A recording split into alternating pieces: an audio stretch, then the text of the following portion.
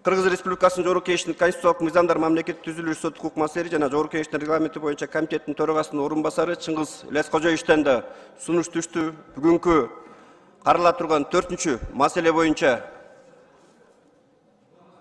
коммерциялык эмес уюмдар жөнүндөгү Кыргыз Республикасынын мыйзамына жана Кыргыз Республикасынын кылмыш жаза кодексине өзгөртүүлөр киргизүү жөнүндө мыйзамдын долбоорун комитетке 2-нчи окууга кайтаруу боюнча сунуш түштү. Сиздер да жакшы билесиздер, урматтуу депутаттар, бул маселени да биз бир топ караганбыз. Бир топ сунуш пикирлер болду.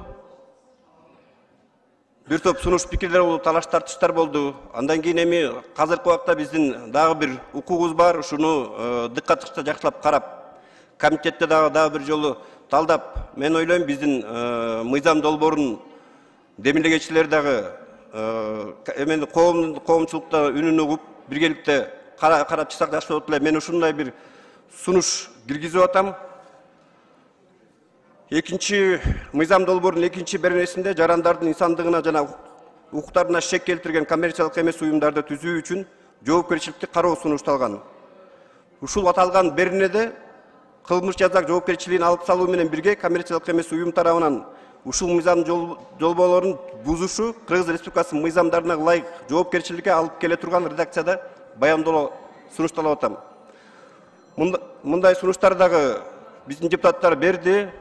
Урматтуу депутаттар, келген сунушту добуш коем, добуш бериңиздер.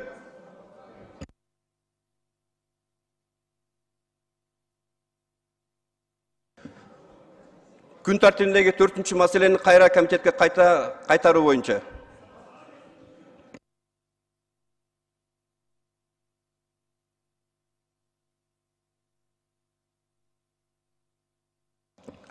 Макул 73, каршы жок. Баары 73, катталды 80. Сунуш өттү. Күн тартибинин 4-чү маселеси комитетке кайтарылды.